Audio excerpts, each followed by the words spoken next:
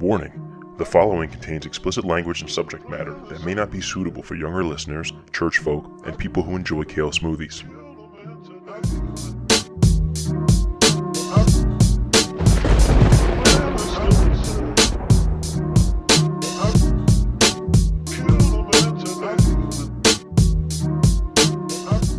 Ladies and gentlemen, welcome back to APodAmongstMen. I'm your host, Steve B., and this is Coffee Break Conversations for the 21st Century. My guest today, very honored to have him on, is Drew Morgan. He's a comedian, originally out of Tennessee, Sunbright, Tennessee, if I'm recalling correctly. He is part of the Well-Read Comedy Tour, along with Trey Crowder and Corey Ryan Forrester, also a former guest of the podcast. But he was kind enough to come on and chat with me about, life before comedy, got into some politics. We got into a lot of stuff. We even got a little heavy at some points, but it was really a pleasure. I really enjoyed the conversation, and I hope you guys could take something away from it. But without further ado, here is Drew Morgan. So yeah, first off, I'm a fan, and I've been a fan of the podcast since the beginning, man. I don't know if you recall, but we did briefly meet when you guys played at the Stress Factory in New Brunswick. You did compliment my bald head. So I'd like to thank you for that. That's so funny that I compliment your bald head, because it's like when we got on here, I was like, man, this dude's bald and good looking. There's hope for me, because I'm going bald, and I shaved it during quarantine. I took a bunch of pain pills that were for my dog and shaved my head. I went full Britney. It was an interesting night. Yeah, I mean, you're lucky. You're what? How old are you? I'm 35. Okay, so we're the same age. Like mine started going at like 19. I didn't have much of a choice. Yeah, I do have a choice, and I've joked around with Corey, one of the guys I tour with, who's been bald since I think he was 7. And, no, Corey's been on the show already. We're familiar. I think I joke around with him like, no, it's better for it to go, and then you just, you let it go. And he's like, "Fuck you, no, it's not. You're full of shit." Well, I mean, I think it depends from person to person, because some people have that real pointy head. Like mine, I don't know if I turn the right angle, it does have a little, a little Koji Koda going on, like it comes to a nice soft point. But I did get lucky. When I was in high school, when I still had hair, I actually tried to buzz it one time, but all I had was like the little shitty like battery operated beard trimmer. So my dad was trying to do it for me, and they kind of crapped out halfway through, and it was like we had to borrow clippers from someone else, but the way it cut like a plus sign, like a nice like cross, like a hopscotch in my head. And I don't know, like no matter what we did, we couldn't get rid of it for like a month. And I don't know, I think it like permanently damaged the way my hair grew in like the root system. So that's funny. Yeah, it was really awkward for a little bit. But all right, so Drew, do you want to give like a kind of a brief, I'll let you give your own intro as to who exactly you are for my lovely listeners. My name is Drew Morgan. I'm a stand-up comedian. I live in LA. I've lived in New York, which is kind of where I cut my teeth. I tour with the Well-Read Comedy Tour. I'm from Sunbright, Tennessee. That is in the middle of nowhere. It's on the westernmost edge of Appalachia. Your listeners maybe have heard of Appalachia, like on a segment on NPR about who's to blame for all their problems. I grew up in the 90s. I don't know. It was a very rural, weird area. I was working class. I think in my town I was kind of middle class because my town was so poor. Mm-hmm. I didn't really know I was working class till I started like playing like AAU basketball, like travel basketball, and we had to stay at like different hotels from the kids who I was playing with, or like my coach would be paying my hotel bills. I was like, I didn't know I was that good, and I didn't know we were that poor. This is two types of news I didn't know I was going to learn today. I grew up there. I don't know. My dad was a union guy. He was gone a lot because he worked for the railroad, so he had to travel for work. But being a union guy, my family was a little bit more leaning towards, I guess, Democrats sometimes, or at least my dad did. Mm-hmm. My family's very Christian. My father's also a pastor. He's a preacher. My mother's a Sunday school teacher. She's a Republican, strictly for the Christianity side of it. She's coming around on the gays, but she'll never let go of her abortion views, which is fine. God bless her. She's too old to change. Before, I'm sorry to cut you off, but you said your dad's a union guy. He worked for the railroad? Yeah. I'm a union electrician. I think it's amazing how much that union culture has changed, where it used to be like the Democratic Party, that was our, was our backbone. Those are the people that spoke for us. And even now, like, the union government, the union administrations and stuff, they they still back Democratic politicians, but it seems like all the membership just really culturally shifted the other direction. For the most part, it seems like. I don't know, but yeah, I can't explain that fully. I think it's cultural partially and related to things like Fox News. I think it's partially, and this is also cultural, as the Democrats became more, I don't know, they went certain directions on social issues, whether it be gay rights, trans rights, things like that. So I think some people in the union were uncomfortable with that, and Fox News saw their opening. And then I would be remiss not to say that I wasn't alive for this, but I've read about it. Ronald Reagan tried really hard to change the culture of unions and the whole culture of America, or at least his regime did. And they did a good, nasty, they did a good, nasty job of it. Yeah. They corrupted unions all across America, especially in the South. But also in Detroit, and I'm sure up in the Northeast. I mean, I definitely think that unions they didn't help themselves for a long time. Like, for a long time, it was, the golden age of unions, so to speak, where, we, especially in my area, I'm in New Jersey, and like this tri-state area, like we had some of the strongest unions in the country. And it seems like for a lot of the time, they just I think they overdid it a little bit. Like, they got a little too comfortable. We gave up a lot of stuff. We backed a lot of stuff that probably wasn't the smartest thing in the long run. There was a lot of corruption like that. Yeah, the corruption, I think that, Reagan specifically tried to make that happen. At least I know that from what I read. I know that obviously the mob was involved in certain places too. Yeah. And then also, let me not be so one-sided. I guess I was going to come around to saying the Democrats, in some ways left y'all behind. No, for sure. There's a lot of guys who love to point to that, too, when it comes to election time. They say, what have they done for us? Like, well, what has the other side done for us? They've actively tried to, bust us up. Sure. So it's one thing to say, our side didn't help. It's another thing to say these guys are actively trying to put the brakes on us. Well, and I think with Clinton and NAFTA, I was kind of going through my history, or trying to anyway. When that happened, I think a lot of union people were like, okay, so this party – it says they have our back and that they want to pay us higher wages, but they also just completely sold us out. We're not going to have a factory. It doesn't matter how much we get. The contract says we get paid if there's no fucking job here. Yeah, that was. And that got blamed squarely on Democrats, for better or for worse. And anyway, the only reason I brought up politics is I think where I'm from, I mean, it's so red now, so Republican now.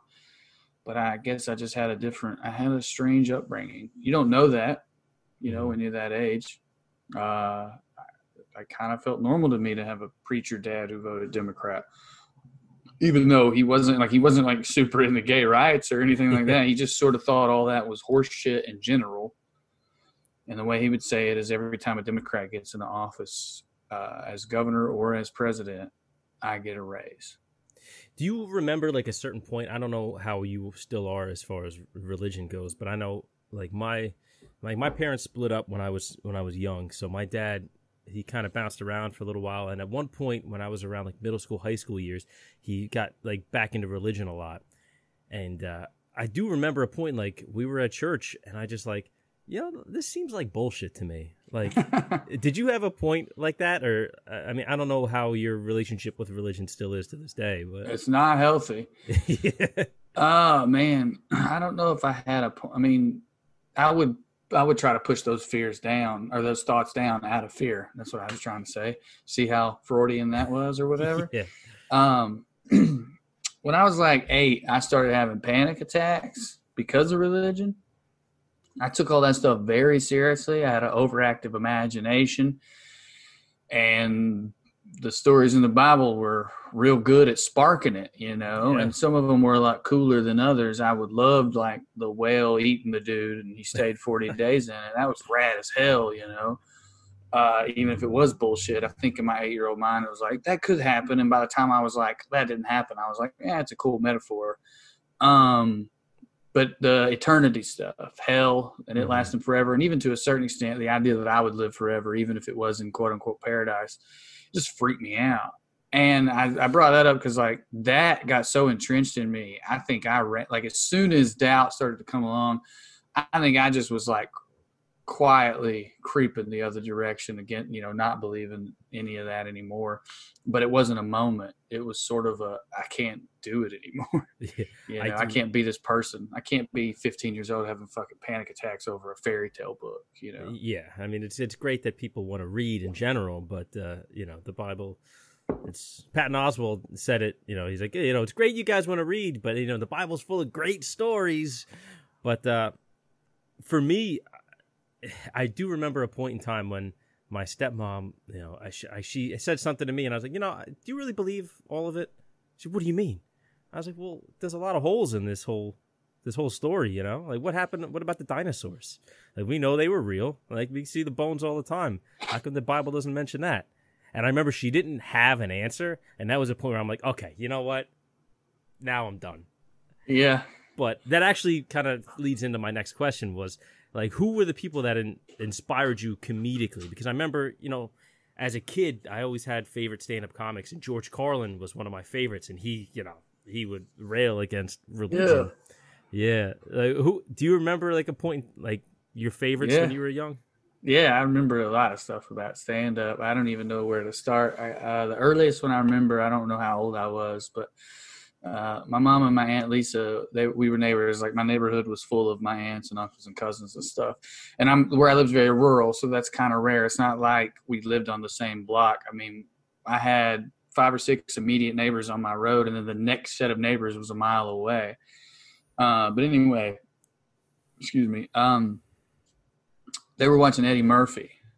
Oh, which one? Delirious. Nice. And they did it 2 nights in a row. They liked it so much they watched it again, and they had talked about it all day. But they would talk about it like I remember them like they would redo some of the jokes, but they couldn't do them because we were little kids, and this was the Christian South. I mean, their husbands both worked away. My uncle Mark was a truck driver. My dad worked for the railroad, so it was like the girls being naughty. I mean, they weren't saying any of that, but it was like you got these 2 women in your life laughing, can't even get out the words, and they're censoring themselves. It was like I wanted to know what was happening.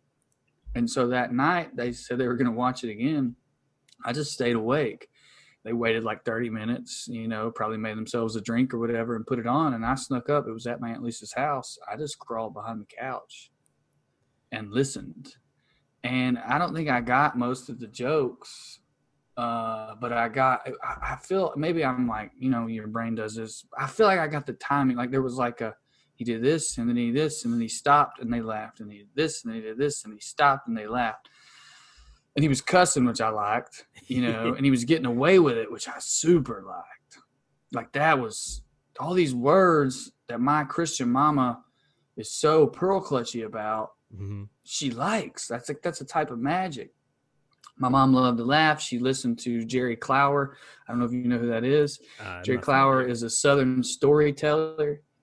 His career is wild. He was a feed salesman. Like he would go around the farmers co-ops and sell feed for a giant feed company. And the way he would get good at it and sell a fuck ton of feed is he would tell stories and do act outs. And he got so good that the co-ops would sell tickets to when he was coming into town. He was the number 1 salesman all across the South because he was this amazing storyteller.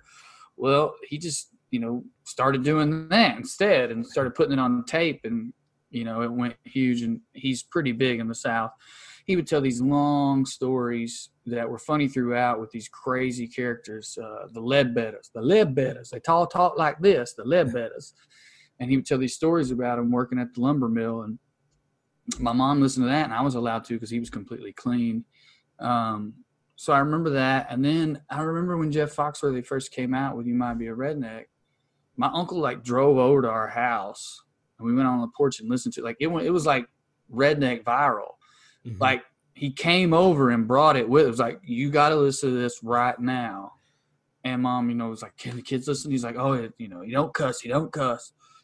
He's just like us. I mean, I remember Uncle Rodney saying that, and I'm not sure people outside of the South realize how big that was. I think a lot of people even for us up here, he was a cultural phenomenon. Yeah, you know? I mean, he was the #1 selling comedian of all time for a long time, and maybe ever. It might be one of those things where no one ever passed him in album sales, because albums, people don't buy comedy albums like they used to, so no one's ever going to beat him.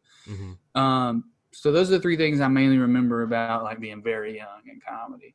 And then my favorites were, I liked Eddie Murphy. I stayed into him as I got older. There's a guy, do you know Greg Fitzsimmons? Yes. His Comedy Central 30-minute special came out on Comedy Central when they used to play stand-up almost all day.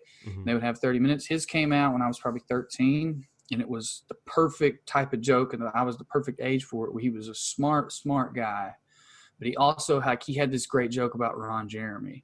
Like, he saw him at a gas pump, and he was like, I knew it was him, because when he got done, he pulled the nozzle out and he sprayed it all over the front of the car.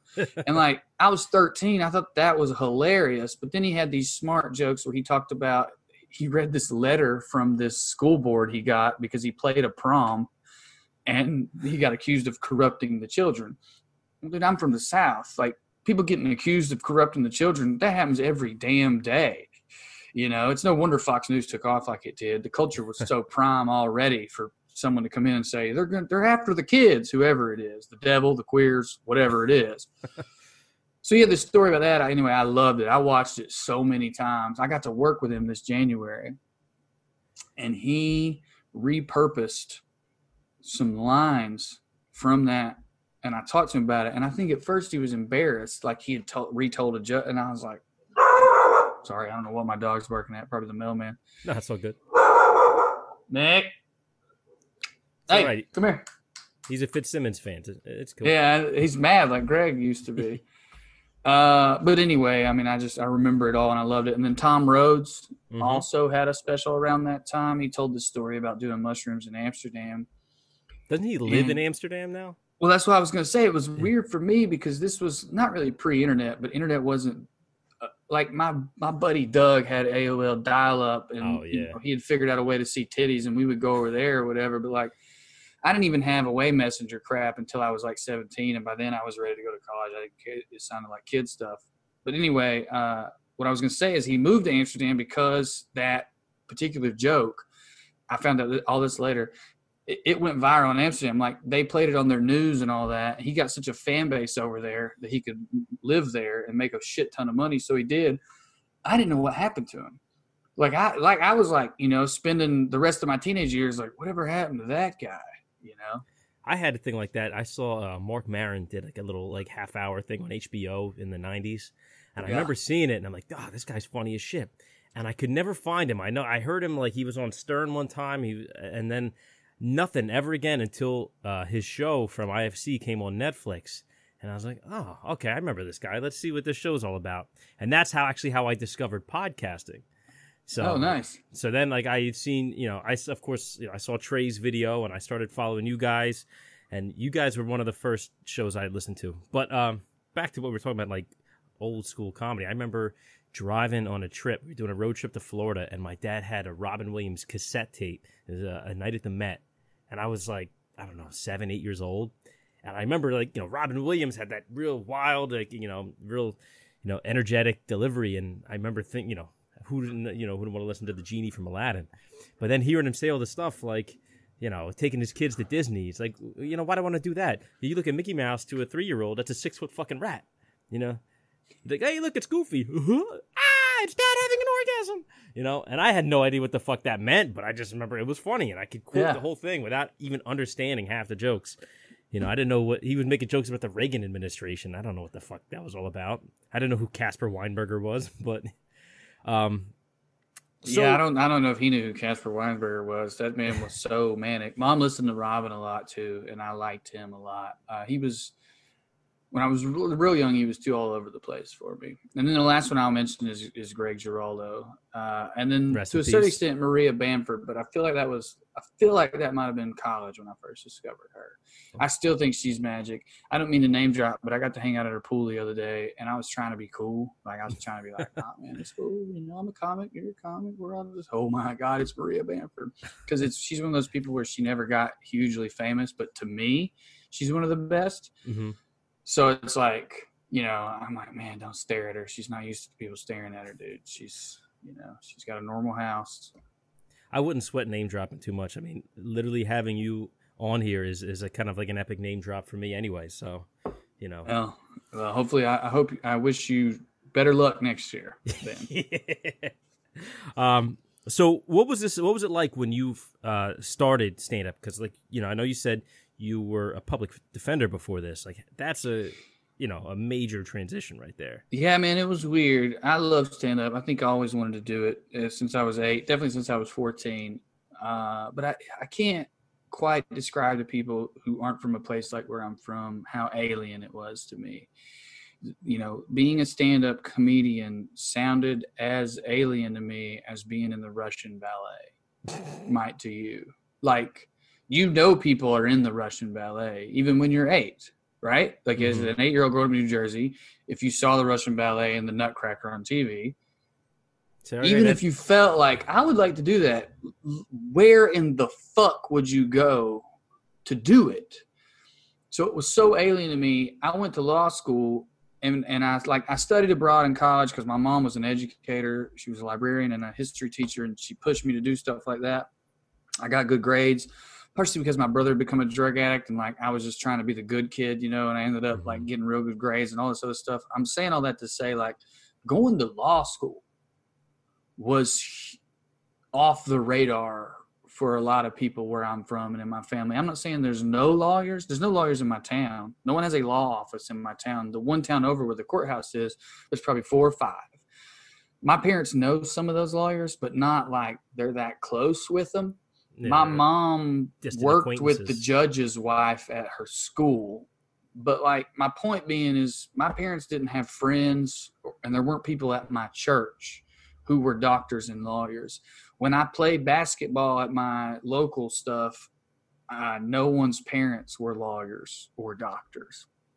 So it was very much like, and I think in retrospect, again, maybe I'm looking back and projecting, it was very much like, this is a huge deal. Like, I got to law school. I made it. The idea of doing stand-up comedy, it's not that I didn't want to. It's not, moving to Maryville, which is a little town outside of Knoxville, to go to college was the hugest deal in the world for me. When I got into Boston College Law School, going to Boston was insane.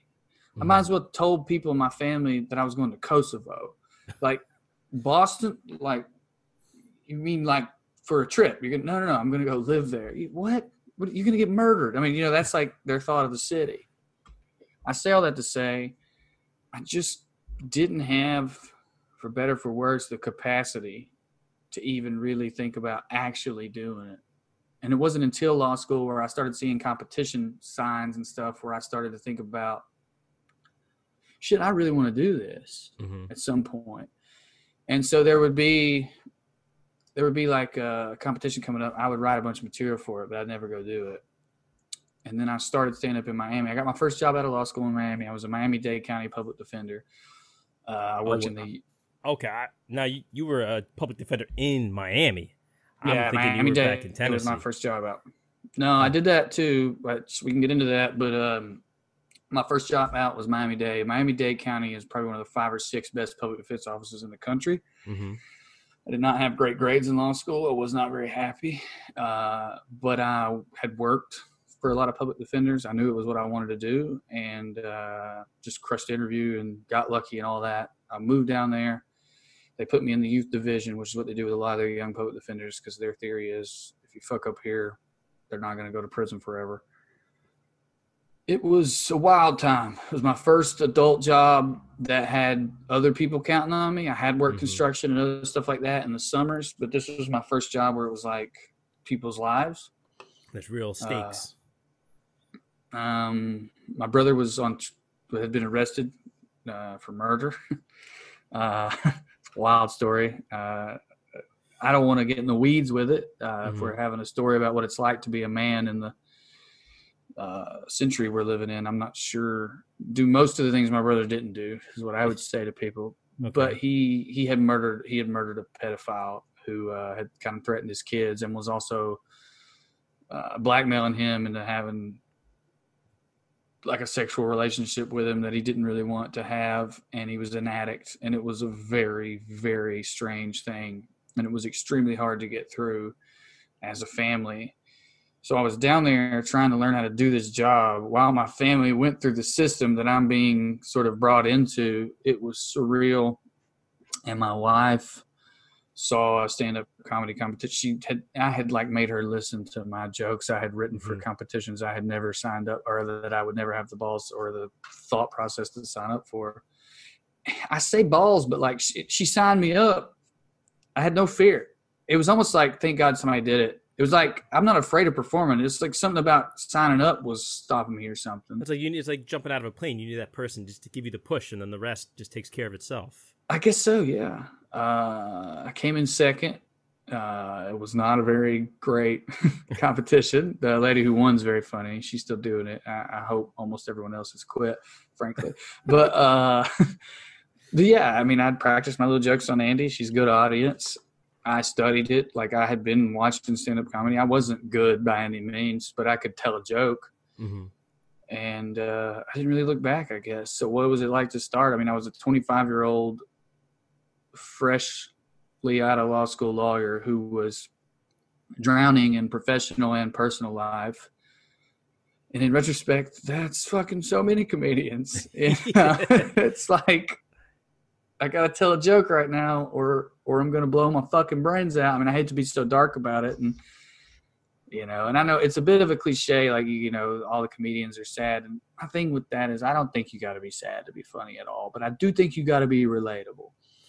And unfortunately, most people are sad or angry or both. And so that's why the people who have those things inside them get so funny, is because they're so relatable. Well, I'm a firm believer in the idea that all the negativity and the sadness and depression and anger, all that stuff can be used in a positive way. Like, you know, it's a terrible feeling, but if you can find a way to channel it into something positive, then it's actually really valuable.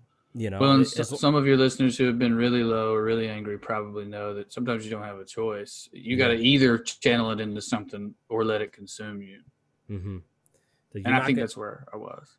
Well, yeah, I mean, I just, even, not that this is the same thing at all, but even in a simpler way, like you think of guys who go through breakups, they all use that to go to the gym, and then they become, you know, they get ripped, and like, breakups make bodybuilders, and that's because you can see him in the gym too. You can see the fresh breakup guy versus the dude who just like happens to just actually love it, or maybe the dude got dumped 5 years ago but he stuck with it. Mm-hmm. Like, he's checking his phone, you know, he's working out, so he looks good, and then there's that fucking dude who's just like, you can see it in his eyes, you know. Yeah, stay away from those guys. But good for them. Yeah, but that was always my fuel. I would get on the treadmill and just put on like either like, you know, like emo, like metal, like hardcore stuff, and just like in my mind, like you look at me and I was just running, but in my mind it's like just screaming, and that was how I would, you know, that's how I would get it out, you know. And then you're just too tired to be upset afterwards. Like, I just want to eat and I'll be fine.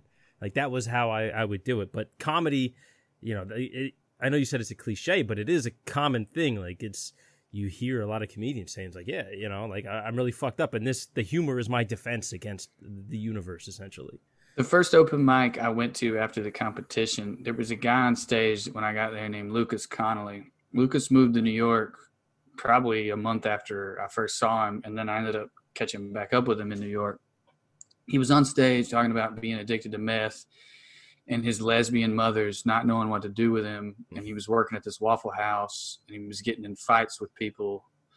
And it was wild. And Lucas is very funny, but it was not funny. It was this weird open mic situation where this dude's on stage talking about back when he was addicted to meth, and you're looking at him at the time, and he didn't look healthy, and you're going, man, you look like you're still. And I walked in there, and I was like, all right, I think this is where I belong. You know what I mean? Like, I think I'm home with this weirdo. I mean, that's fucked up on many different levels. That's a very layered type of fucked up right there. So, when you were just starting in comedy, you were still working as a public defender. Like, how long was that overlap going for? I worked at Miami-Dade for just over a year. My brother's trial was coming up, and I was on the beach with my friend Jimmy, my trial partner. crazy guy. Public defenders are more fucked up than comedians. Here's the secret, everybody. Here's the secret. 60 to 70% of all people are really fucked up. Comedians talk about it regularly. Some podcasters talk about it regularly. For the most part, everyone else does not talk about it regularly. Public defenders are some of the most fucked up people in the world. Anyway, I'm on the beach with this dude, crazy guy, and he's like, man, he just basically goes, what are you doing here? And I was like, I don't know, because all I could think about was back home and my family and what they were going through. I quit the next day. I told him why. I went back home. I worked in a bar. While I took the Tennessee bar, I ended up getting a job at the Knoxville Public Defenders. I almost didn't get it because of a joke. When I moved back to Knoxville, I kept doing comedy, and it took me about 8 months to pass the bar and get ready to even have a job. And in that 8 months, I met everyone in the comedy scene there, and we made a little video. Trey was in it. Mm-hmm. And I said something very stupid and off color. It's just an inappropriate joke. And I don't even think we put it out. It was like on the second page of a website as part of a group we were in. And at my hiring process, the second interview, when all the lawyers are there, one of them surprised me with it and asked me how I would explain it to one of our clients that I was joking about this kind of thing, if it affected them, And I thought it was a gimmick. I very ignorantly and naively thought, they're testing me to see how I'll respond to pressure. But what I didn't know is the boss didn't know she was going to do it. And he was annoyed with her because she didn't tell him. Apparently there was a knockdown drag out over me. They ended up hiring me, and I went into that situation unknowingly. I didn't know until after I got there already that half the office was against me.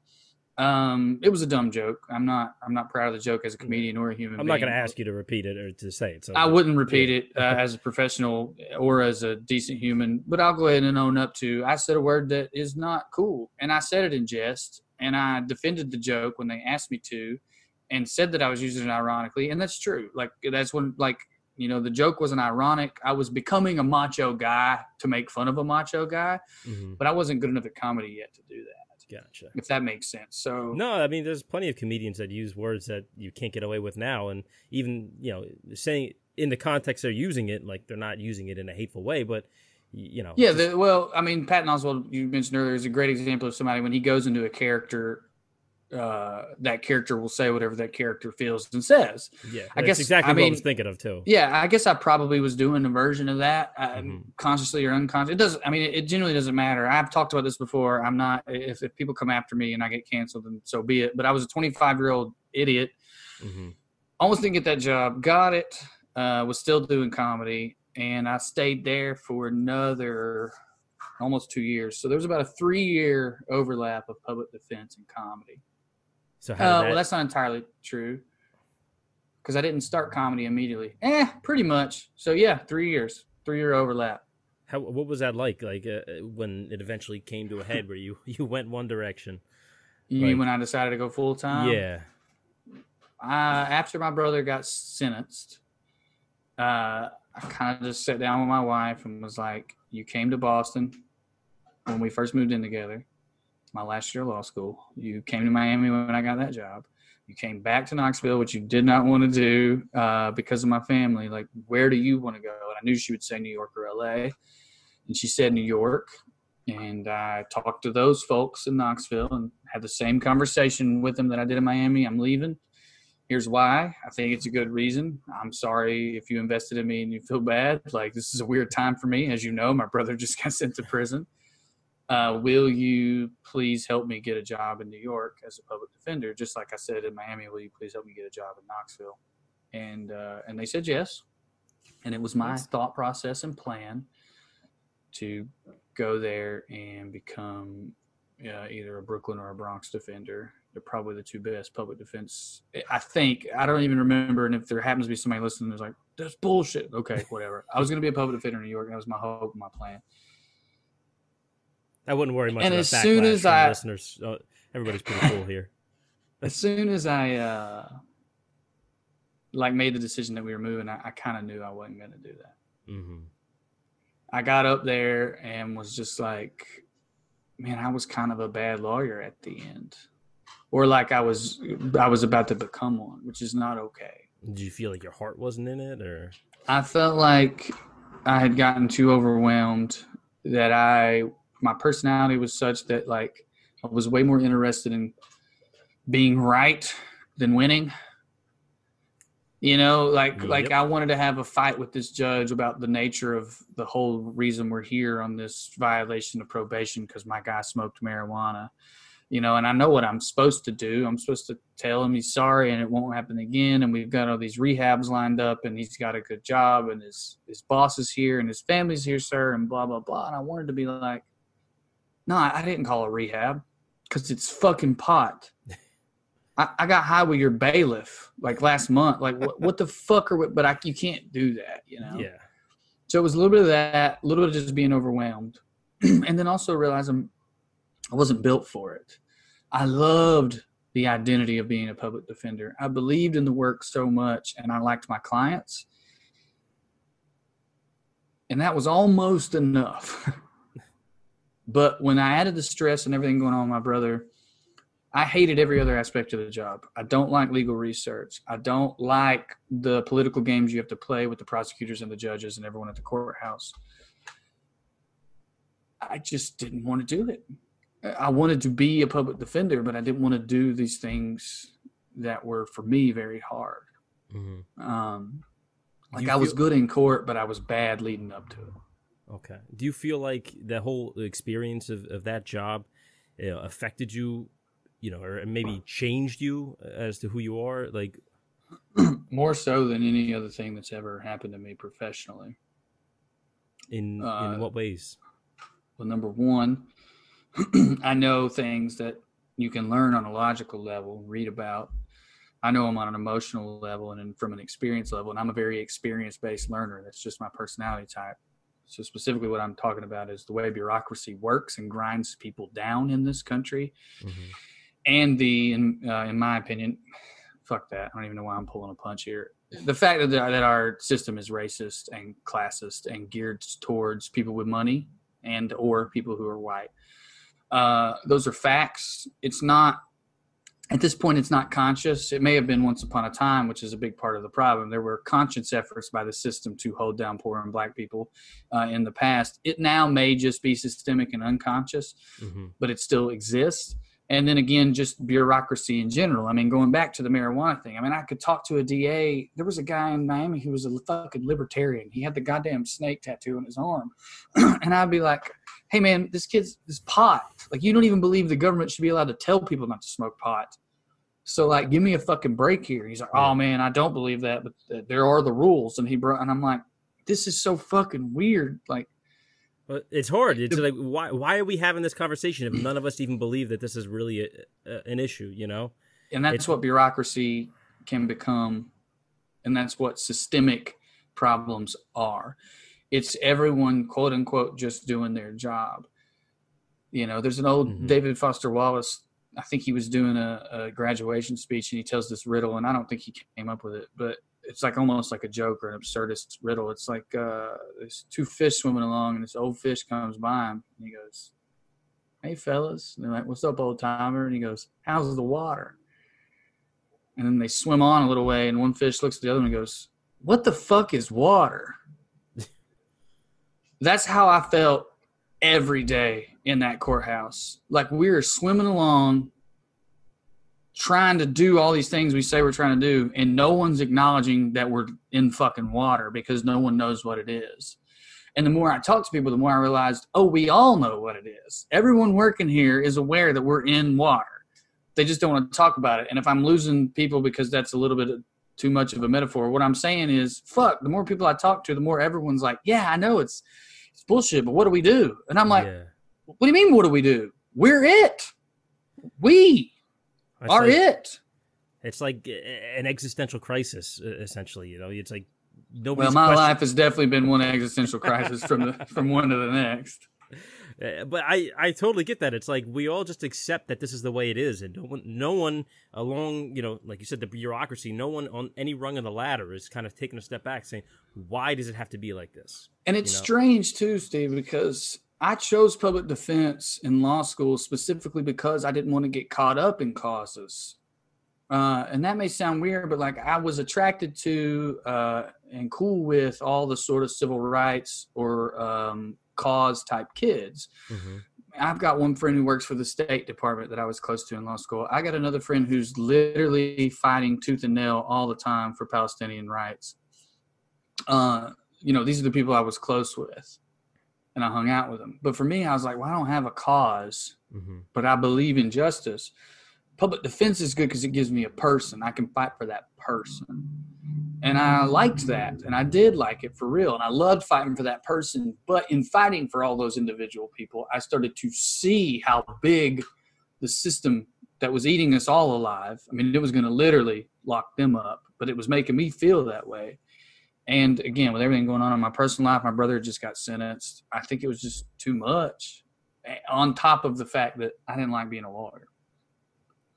So, since we're talking about causes, what are some things, I guess, politically, maybe causes or what's the issues that you feel strongly about? Like, I know for me, one of the things was healthcare, just because, remember my immediate family, like you talk about people falling through the cracks and losing their insurance and, have that whole thing essentially happened to me and my family. Like, what are some things that you feel the most strongly about, maybe that inform kind of your larger political identity? I'm just throwing around some big words right now just to sound No, smart. it's not. You're not at all. Your question is fair. It makes sense. It's just that if you'd asked me this a year ago, I would have had a list and I would say, and here's the order. And the list would have been global warming and the way that businesses are allowed to skirt and or write the rules as it relates to emissions or whatever it is. And the fact that China just isn't fucking honoring any international treaties anyway, and it's going to eat this planet alive, and it's going to kill millions upon millions of people, and no one seems to give a shit. And so I don't fuck with any politician who doesn't at least acknowledge that, because it's the water thing. We're all wet as fuck right now, and if you're not willing to at least say it, I can't fuck with you. You're full of shit. Number two would be the criminal justice system because of the things that I experienced. And then things after that would be a little wishy-washy. That I shouldn't say a year ago. I should say 3 or 4 years ago. As I got more interested in Bernie Sanders, and I want to be clear with people, I sort of arrived at Bernie Sanders. I was very much not like the word socialist sounded crazy to me. So people are like, well, democratic socialism is different. I'm like, I don't give a shit. Like that's, fuck that. I'm not trying to be like one of these South American countries that are falling apart, blah, blah, blah.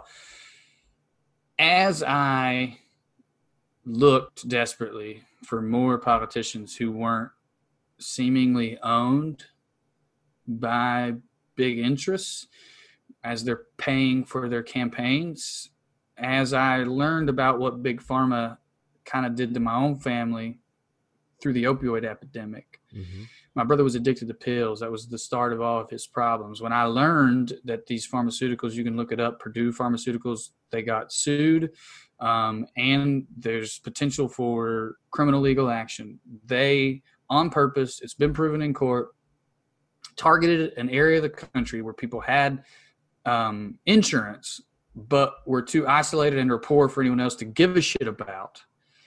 And they purposely pumped pills in there and made a fuck ton of money off Medicaid and Medicare, getting hillbillies high. It's where Pillbillies comes from. It is an actual thing that they planned. So, you learn about that and you start looking at the politicians who allowed it, the politicians who took money from them, who continue to take money from them. Your brother goes to a private prison.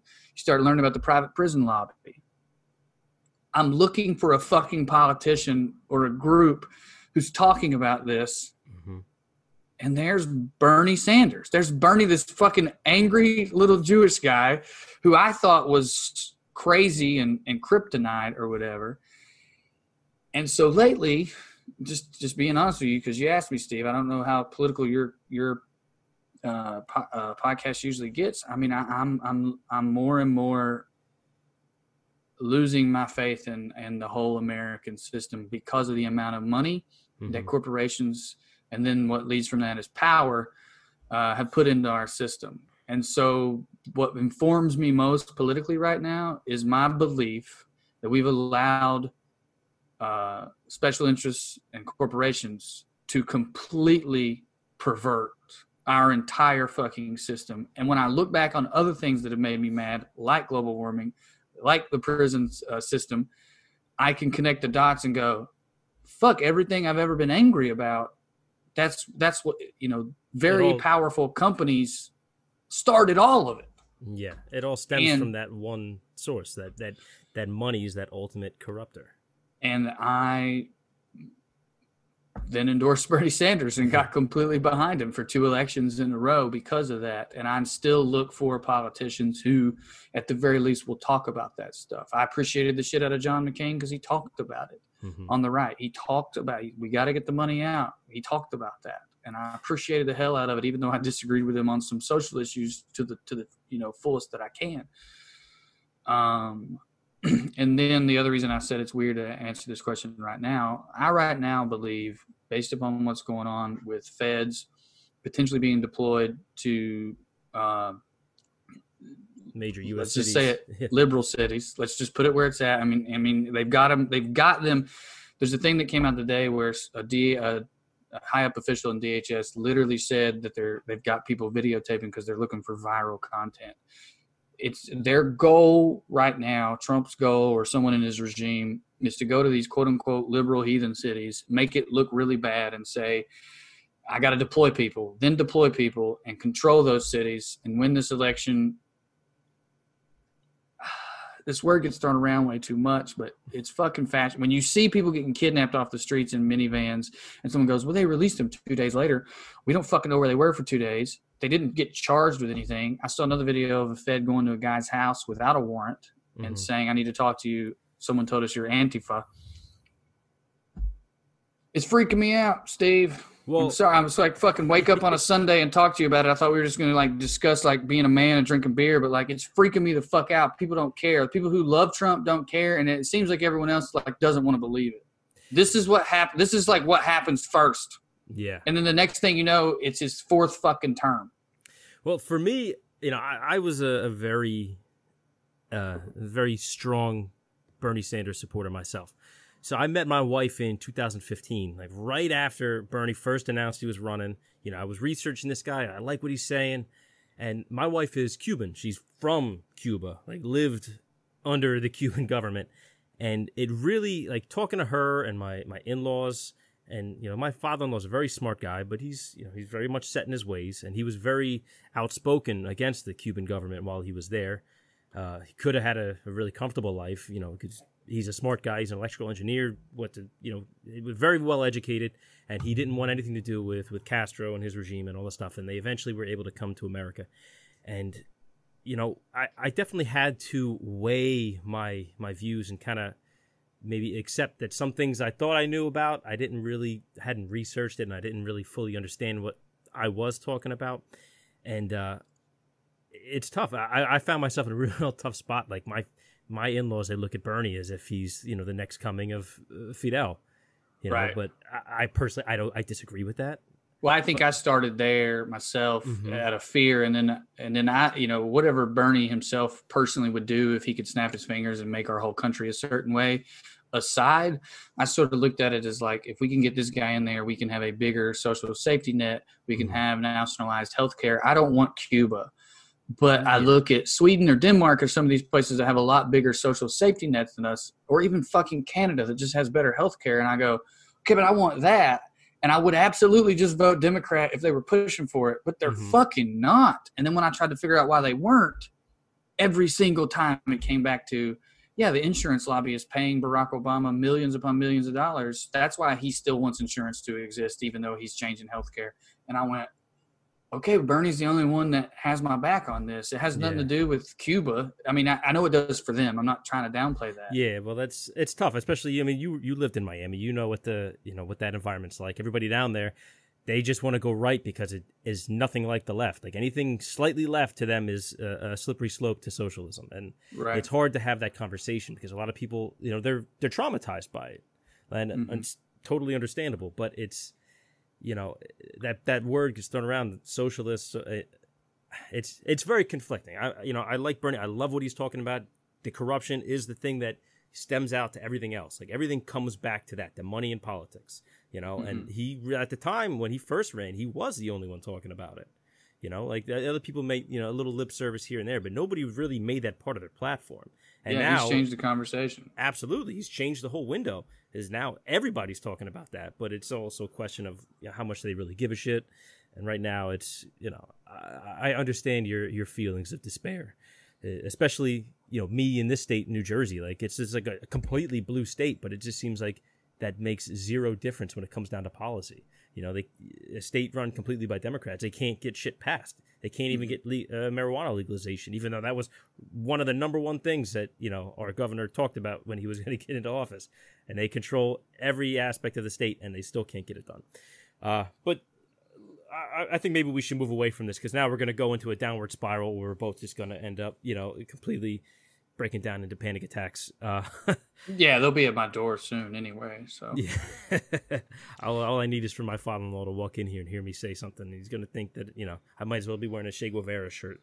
Yeah, but what's going to happen if you get fucking kidnapped in a goddamn Honda Odyssey, you know? Because the problem, I mean, let's just be frank. Before we move on, let's just be frank about one thing.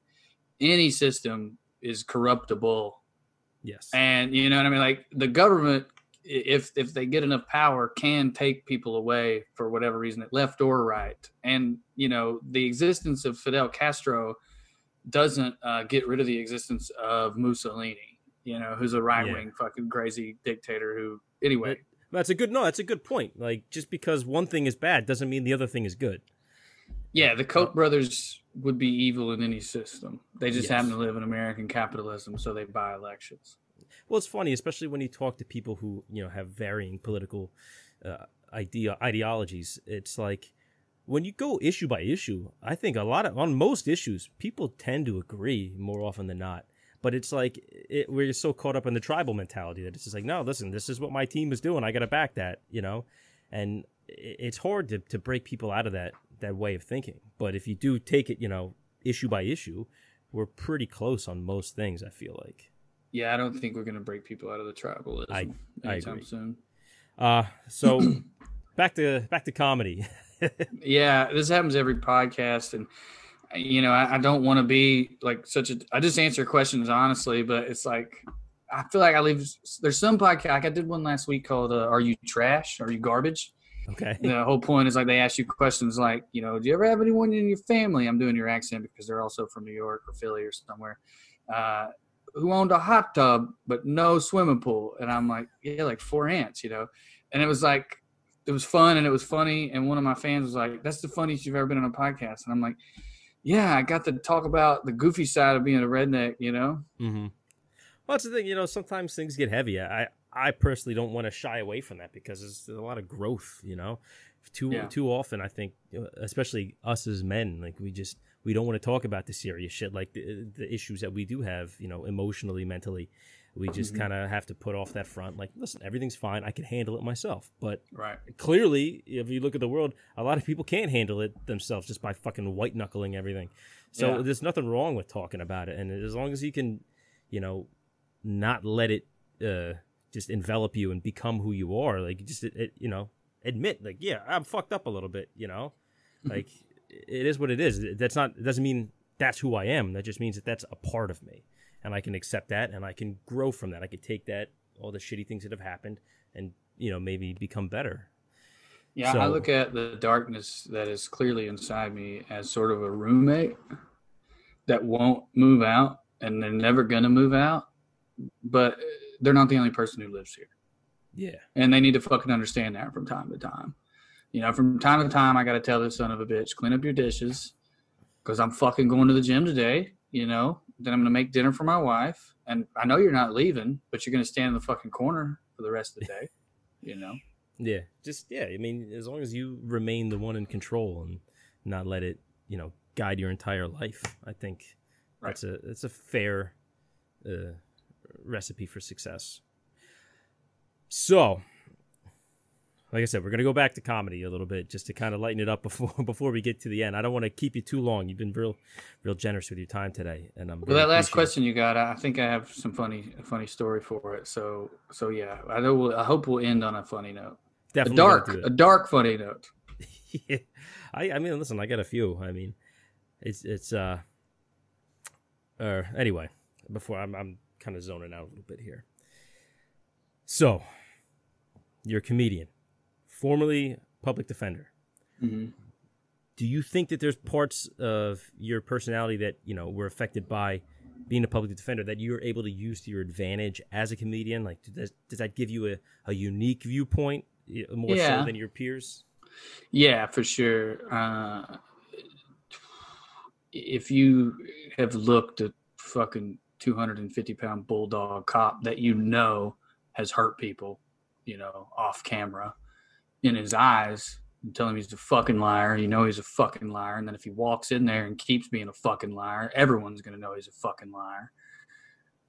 The idea of bombing is way less daunting. I mean, it still feels bad. Don't get it twisted. When you fuck up on stage, your whole heart crashes and you start sweating and it's weird. But there's just a part of you as almost on an animal level where you're like, what are they going to do? Eat me?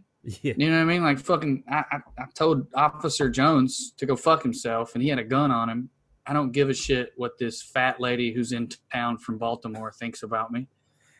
I love that mentality. That whole, it's like, what's really going to happen? Like, are they going to stab me? Like, it's not going to hurt. It's just going to be a little embarrassing, and then I'm going to go on about my day. I'm going to go home, rub one out, and I'll be fine tomorrow. Well, here's a dark, funny one for you. My brother taught me that phrase. What are they going to do? Eat you? And I do live by it, but he's in prison, so be careful out there, kids.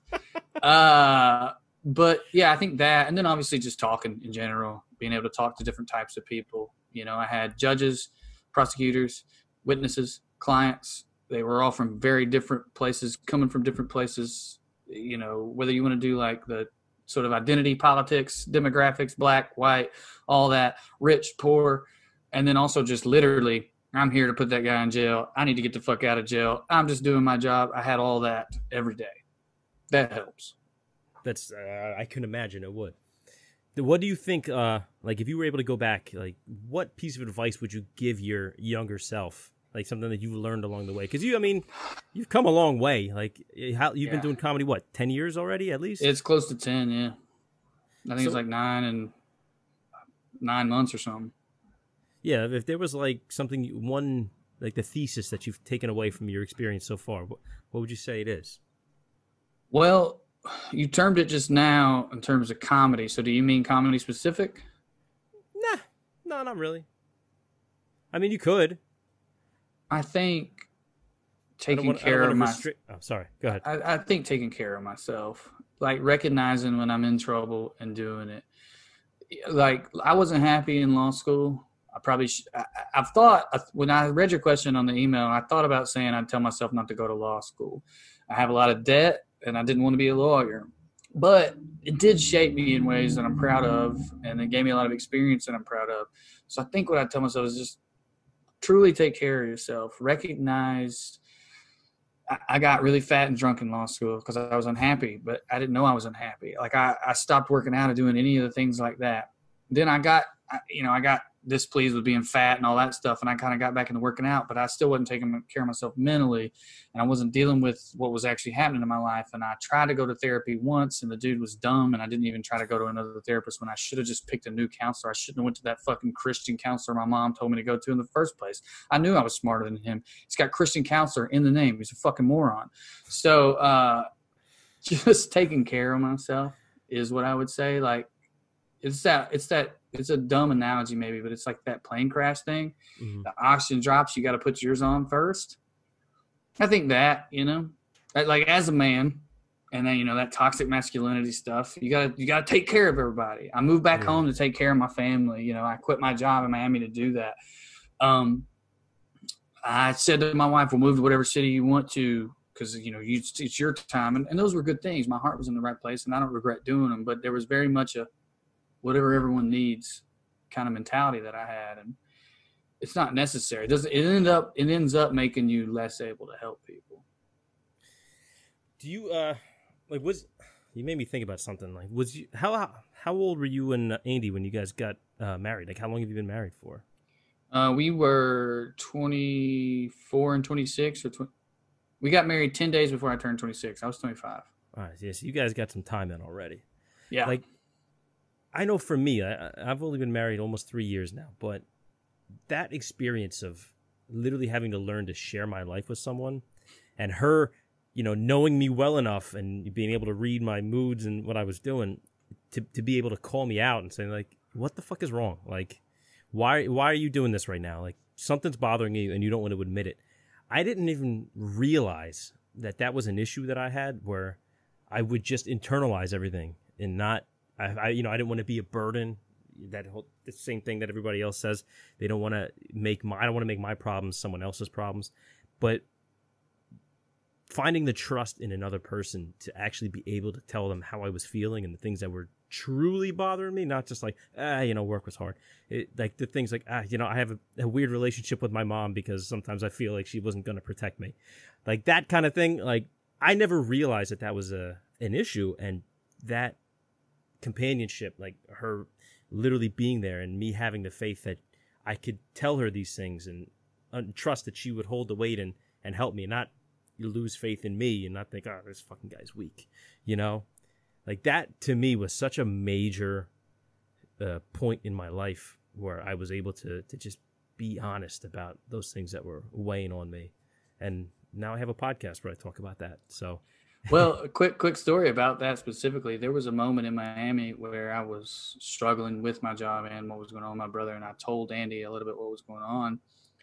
And I think it worried her. She was worried about me. To make a long story short, and to get exactly what you were talking about, I totally misread. We've talked about it since. I interpreted it as like, oh my God, I can't talk to her about anything. Like she now thinks I'm weak and she's scared. I didn't get any help here. And she was young.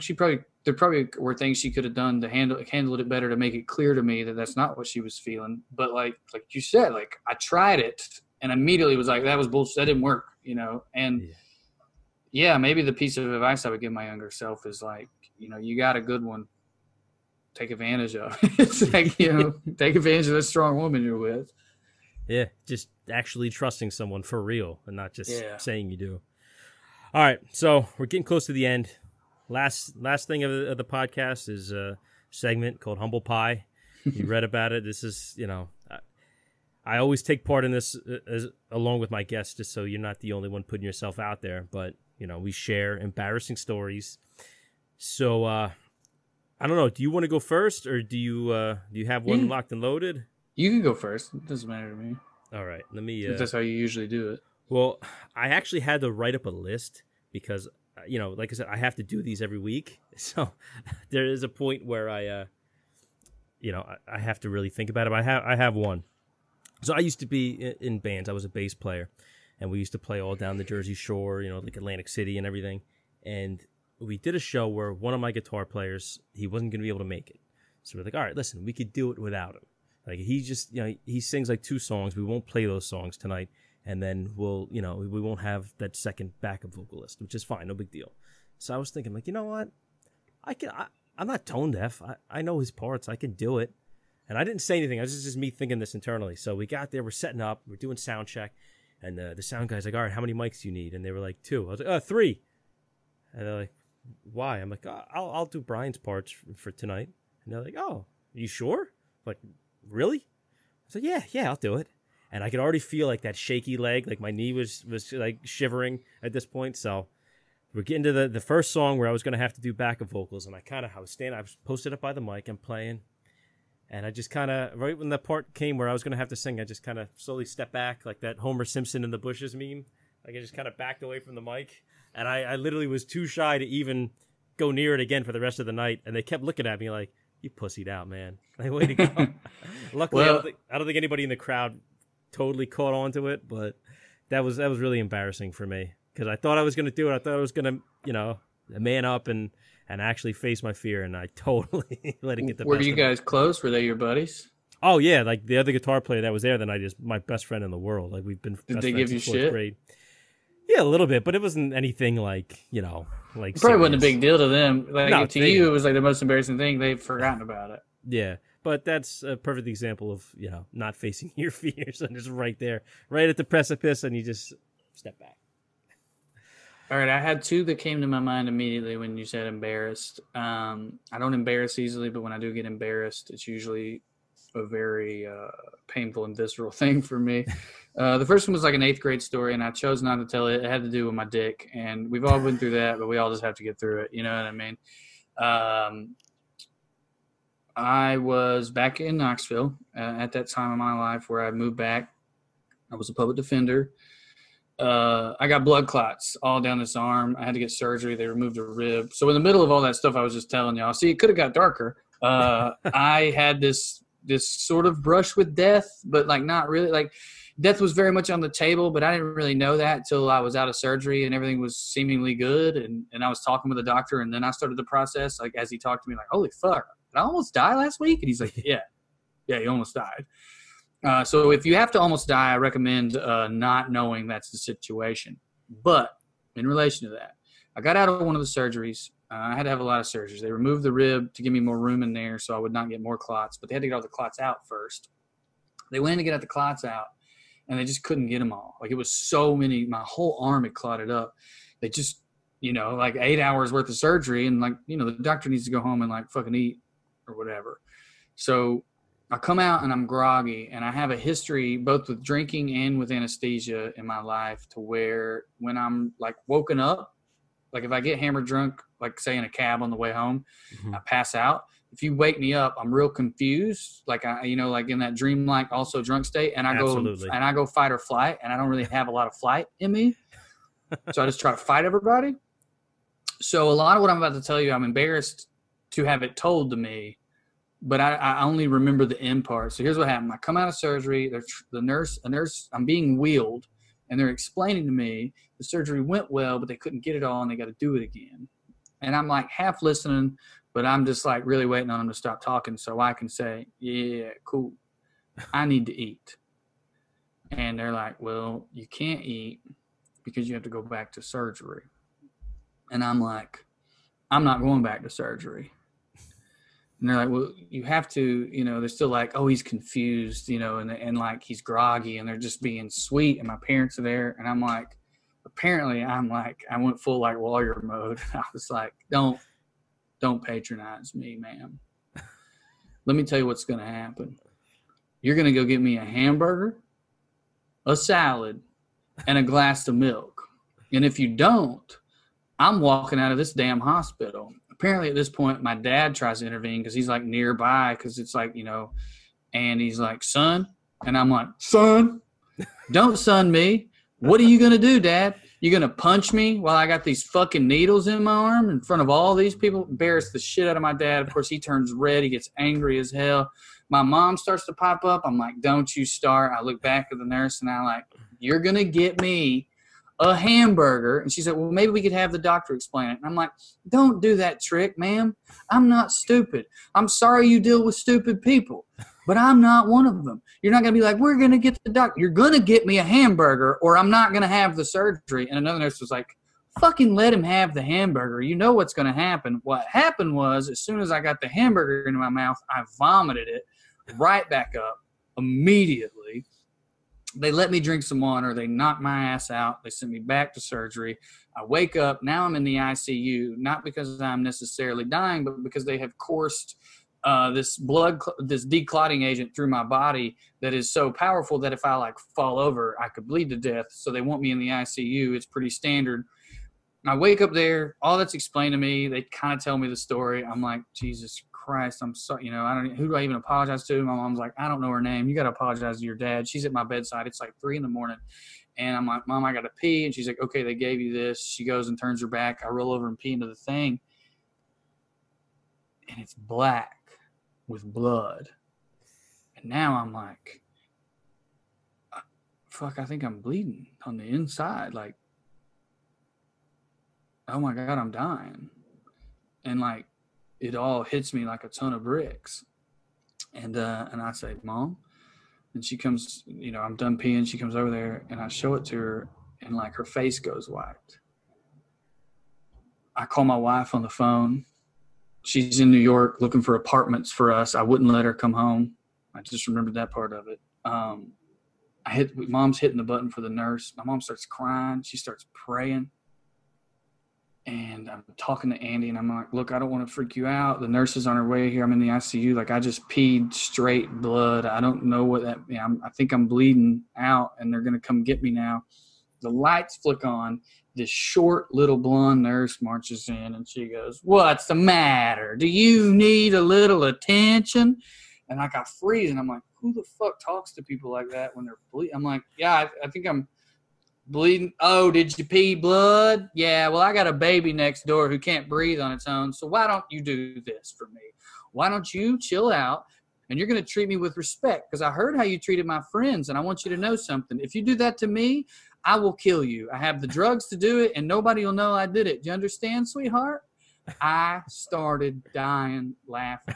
All of the fear and the embarrassment of them telling me that story, it all just broke, and I'm a comedian, like, I deserved every bit of that, and it allowed me to laugh at myself, both because I thought I was dying and because I'd been a total asshole on what I thought was my last day on earth. Me and her ended up being real good friends just because I guess we thought each other were so funny. It's like meeting a worthy adversary. Well, it was that, but it was also like she's a great fucking caregiver, man. She gave me what I needed in that moment, which was a little bit of shut the fuck up. And then also a little bit of, I've thought a lot about it. You don't fuck with people who are dying. You don't come in yelling at them and making jokes. It calmed me down immediately. I guess it could have backfired on her. A guy's getting fight or flight, and then you start making fun of them, and like it could go worse. But like, I was smart enough, I guess, to realize like, oh, like it's fine. Yeah. But it still all remains. So back to back, I was a huge douchebag. And then I was a huge baby in front of these nurses. And I got my medicine for it. And I'm really glad I got my medicine for it. And I am sorry for how I acted. It's not an excuse, but I've got a long line of stories of like I'm at a party, I pass out in the chair when I'm younger, and my friend Brandon pours water on my head to wake me up being a dick. And I freak out and try to fight him and everybody. Like, and I don't remember it. Like I come to and I'm like, what's going on? Why am I fighting with my friends? So, but anyway, that was super embarrassing and humbling. It was so humbling. You said humble pie is the name of the segment. I had to eat so much humble pie and then throw it right back up because of all the fucking drugs in my body. That's a great story. And, you know, you really see your skill as a comedian coming through on that one. Timing is impeccable. Yeah. Nice pause for effect. Like it's beautiful. Honestly, though, that was a great story. One of the better ones I've heard. Well, it humbled the shit out of me. You know, I mean, like, it's weird that when death was on the table, I didn't know it. And was just like, I don't know, I got to get this surgery. Don't come home, Andy. It's fine. Keep looking for apartments. That moment passed, but then I peed black and I thought death was on the table, and my mom started crying. I mean, that, you know, what could be more humbling than thinking that you're dying and getting made fun of for it and deserving it because you're an asshole. Yeah. All right. Well, I mean, we're going to end it right there. I really appreciate, you know, you giving us the time to come on here and talk to us, you know, especially considering this is, you know, small time. But Drew, you know, thank you so much. And thanks for having me, Steve. I enjoyed myself. Do you want to promote anything, like maybe Surly Across America? Yeah, I would love to. First of all, let me thank you and say, you know, fuck this small time shit. I think what you're doing is important. You know, we talked a little bit about politics. One problem I have with the American left right now is they offer no example of masculinity. It's all like everything we used to do is bad, but with no fucking idea of how to do anything different. You know, men are different, you know, or whatever.